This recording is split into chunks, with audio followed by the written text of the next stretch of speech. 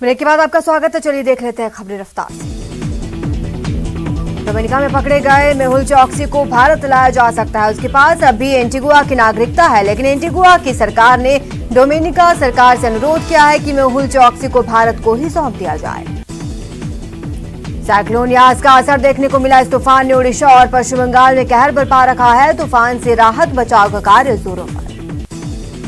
देश में 24 घंटे में कुल कोरोना के 21,57,857 लोगों के सैंपल टेस्ट। अब तक कुल 33,69,00,000 से ज्यादा टेस्ट किए जा चुके हैं।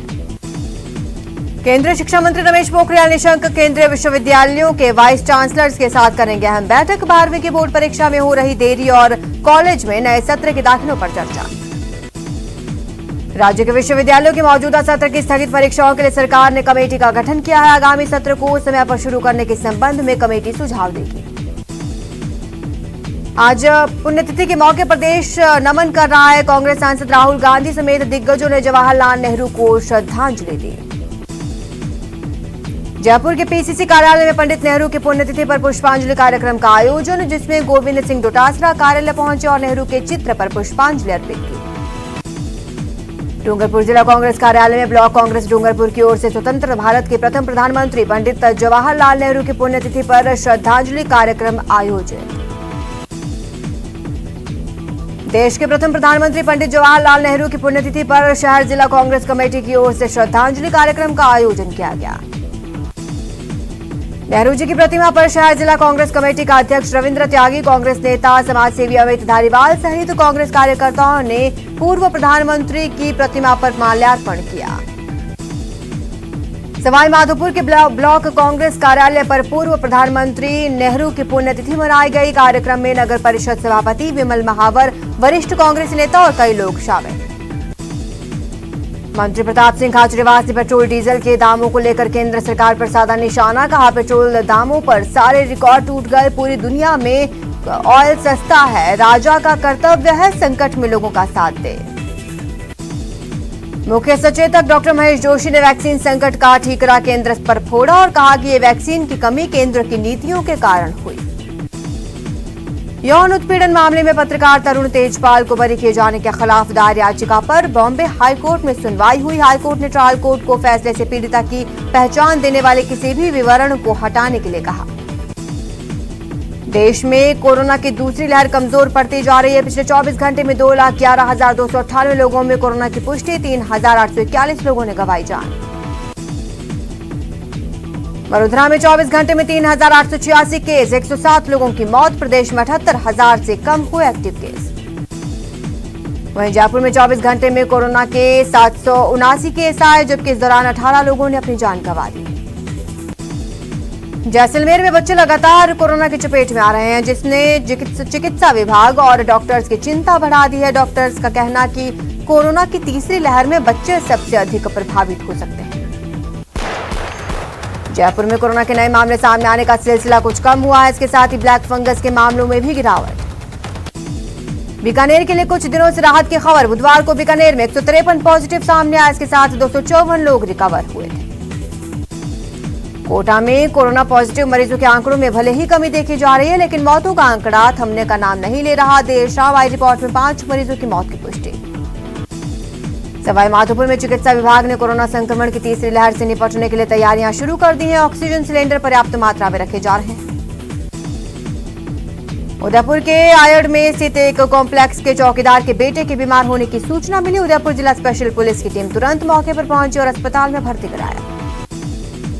अजमेर में पुलिस का मानवीय चेहरा देखने को मिला। बीती रात ड्यूटी के दौरान एक युवक की बाइक का पेट्रोल खत्म हो गया। लॉकडाउन के चलते पेट्रोल पंप बंद थे, ऐसे में सिपाही ने पेट्रोल दिया। राजसमंद जिले में भी कोरोना केस लगातार घट रहे हैं, लेकिन चिंता यह है कि लोगों की लापरवाही बढ़ने लगी है। खासकर सब्जी और फल मंडी में लोग गाइडलाइंस की धज्जियां उड़ाते नजर आए। झुंझुनू के चिड़ावा में समाजसेवी रमेश मारिया ने चिड़ावा कोविड हेल्थ सोसाइटी को ऑक्सीजन कॉन्सेंट्रेटर्स मशीनें भेंट की। चिड़ावा विद्या निकेतन स्कूल में चिड़ावा कोविड हेल्थ सोसाइटी के हेल्प सेंटर पर गार्डिया ने अपने भाई पूर्व पालिका अध्यक्ष के स्मृति में मशीनें भेंट की। सवाई माधोपुर में युवा वर्ग में टीका लगवाने का अच्छा खासा रुझान देखने को मिल रहा है। टीकाकरण केंद्रों पर 45 आयु वर्ग से ज्यादा के लोग बेहद कम दिखाई दे रहे हैं। समाजसेवी धीरेन्द्र सिंह रावत ने फोटो की और दौसा जिला अस्पताल को 20 बेड भेंट किए, साथ ही सैनिटाइजर और मास्क वितरित किए। बीकानेर के नोखा में पुलिस प्रशासन अलर्ट मोड में नजर आ रहा है। शहर में स्थिति का जायजा लेने के लिए पुलिस और प्रशासनिक अधिकारी बाजारों में निकले।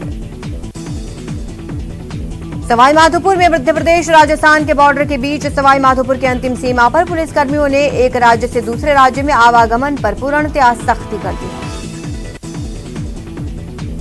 भरतपुर के नदवाई विधायक जोगेंद्र अवाना ने विधानसभा क्षेत्र में आयोजित अलग अलग कार्यक्रम में हिस्सा लिया। गांव बेलारा में कोविड सेंटर का शुभारंभ किया। नगर पालिका परिसर में आयोजित कार्यक्रम के दौरान वार्ड पार्षदों को सैनिटाइजर और मास्क वितरित करते हुए हर एक वार्ड के लोगों को मास्क वितरित किए गए। सवाई माधोपुर में सांसद सुखबीर सिंह जौनपुरिया जिले के दौरे पर हैं, जिसके चलते सवाई माधोपुर जिले के गंगापुर सिटी पहुंचने से पूर्व मेगा हाईवे पर सांसद जौनपुरिया ने निर्णय प्राणियों की सुध लेते हुए उन्हें मेगा हाईवे पर दाना खिलाया। सवाई माधोपुर के गंगापुर सिटी और बामनवास के अस्पतालों का सांसद सुखबीर सिंह जौनपुरिया ने आकस्मिक रूप से निरीक्षण किया। चूरू में कोरोना वायरस के संक्रमण से बचाव के लिए नगर परिषद की मुहिम लगातार जारी। कोरोना संक्रमण की रोकथाम के लिए नगर परिषद की ओर से शहर के प्रमुख मार्गों, स्थानों, सरकारी कार्यालयों में सोडियम हाइपोक्लोराइड का छिड़काव। चूरू के रतनगढ़ में कोरोना गाइडलाइन की पालना करवाने के लिए उपखंड अधिकारी ने बाजार का औचक निरीक्षण किया। इस दौरान एक पान मसाले की दुकान निर्धारित समय के बाद भी खुली मिली, जिसको सीज किया गया। साथ ही गाइडलाइन की पालना नहीं करने पर 73 लोगों के चालान काटकर 17,900 रुपए का जुर्माना वसूला। लॉकडाउन को सफल बनाने के लिए पुलिस ने दौसा में पैदल मार्च निकाला। इस दौरान भारी पुलिस जाब्ते ने शहर की सड़कों पर पैदल मार्च निकाला। जालौर जिले के भीनमाल में इंदिरा रसोई योजना कोरोना मरीजों के लिए वरदान साबित हो रही है। इसके जरिए अस्पतालों में कोविड मरीजों को दोनों वक्त निःशुल्क भोजन उपलब्ध कराया जा रहा है। झुंझुनू के चिड़ावा बिरला सार्वजनिक अस्पताल पिलानी के निदेशक मधुसूदन मरानी इन दिनों कोविड-19 सुरक्षा यात्रा निकाल रहे हैं। यात्रा बुधवार को चिड़ावा पहुंची। कोरोना से लड़ाई में मास्क को सबसे बड़ा हथियार माना जा रहा है। मास्क नहीं पहनने वालों पर पुलिस लगातार कार्रवाई कर रही है, लेकिन झुंझुनू के कुड़ावास में पीएचसी के डॉक्टर जयवीर सिंह बिना मास्क के ही लोगों के बीच घूम रहे हैं। सुविधाओं की कमी की शिकायत मिलने के बाद सूरजगढ़ विधायक सुभाष पूनिया ने पीएचसी का निरीक्षण किया। जब वे अस्पताल पहुंचे तो स्टाफ मौजूद नहीं था। जब विधायक ने लेट आने का कारण डॉक्टर से पूछा तो वो कोई संतोषजनक जवाब नहीं दे पाए। इतना ही नहीं, जब विधायक अस्पताल का निरीक्षण कर रहे थे इस समय डॉक्टर के चेहरे पर मास्क नहीं था। कोरोना की तीसरी लहर में बच्चों के संभावित खतरे की आशंका के बीच चूरू में एक राहत की खबर। चूरू जिला मुख्यालय पर बच्चों के लिए जिले का पहला ऑक्सीजन प्लांट लगाया जाएगा। चूरू में नगर परिषद 90 लाख रुपए खर्च कर जिला अस्पताल के मातृ एवं शिशु इकाई में ये प्लांट लगाएगी। प्लांट के जरिए 100 बेड पर ऑक्सीजन की सप्लाई होगी। इसके लिए चूरू नगर परिषद सभापति पायल सैनी, आयुक्त हेमाराम चौधरी, अस्पताल अधीक्षक FH गौरी ने मातृ शिशु अस्पताल का निरीक्षण किया। बारां के ग्रामीण क्षेत्रों में तेजी से फैल रहे कोरोना की रफ्तार को रोकने के लिए बारां जिले के खाद्य बीज विक्रेता आगे आए। विक्रेताओं के संघ एग्रो इनपुट डीलर एसोसिएशन ने जन जागरण अभियान की शुरुआत की। एसोसिएशन ने हर एक गांव में 5 वॉलंटियर तैयार किए, जो गांव में कोरोना गाइडलाइन, खेतीबाड़ी से संबंधित सावधानियां, मुख्यमंत्री चिरंजीवी स्वास्थ्य बीमा योजना, कोरोना टीकाकरण के प्रति लोगों को जागरूक करेंगे। बीकानेर में बीएसएफ जवानों ने सीमावर्ती क्षेत्र के जरूरतमंद परिवारों को राशन किट और दवाइयों का वितरण किया। साथ ही लोगों से कोरोना गाइडलाइन का पालन करने की अपील की। फिलहाल इस बुलेटिन में इतना ही। आप बने रहे हमारे साथ और देखते रहिए News 18 राजस्थान।